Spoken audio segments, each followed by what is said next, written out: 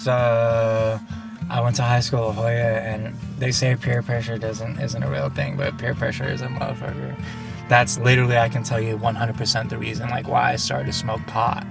The more and more I progressed in high school, like my junior and senior year, all the kids that were kind of similar to me as far as their mental mindset, like like substances and smoking weed and drinking is not cool, started to do it. I just started feeling peer pressure. Like I felt like if I was at a house party or just gathering with my peers and everybody's like puffing on a joint, if I don't do it, then like this girl's not gonna like me, or this cool group of kids isn't gonna invite me. They're gonna be like, Moose is not cool. Like it just progressed from there, pretty much. It turned into Oxycontin. Oxycontin turned into heroin. Heroin turned into fentanyl. Fentanyl came with everything else: meth, coke, Xanax, Valium. Like my body was obviously trying to tell me in so many ways, like, dude, you need to stop, you need to chill out. Like, but I was not listening to my mind or my body, and I had a really rude awakening.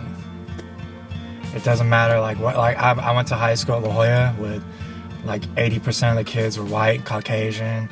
Their parents probably make 6 figures a year, and yeah, drugs found their way here too. Maybe not the same class of drugs. Like there was no crack, there was no meth and stuff like that. It was more expensive, like what you would call designer drugs, what they say, but they don't discriminate. They come here too. Once they stopped making Oxycontin, the kids here in La Jolla started going down to like 12th and Imperial or like Southeast to pick up heroin. Drugs don't discriminate. My mom literally made me go to high school here because she was like, not that my mom's racist, but she's like, oh, you're gonna be around a bunch of rich white kids, and like that means like you're gonna not be around drugs. Hate to tell my mom, but she was wrong. She knows it now too. Doesn't matter where you go. Drugs don't discriminate. Preteen and teenagers, you want to fit in with your peers. You want them to think you're cool, whether it's for girls or whether it's for approval. And that was literally my downfall. I was just trying to fit in with these kids, and then it just took it to completely another level and like ruined my life over trying to be cool. Drugs don't discriminate. They find their way to wherever, or if they don't, you'll find your way to them.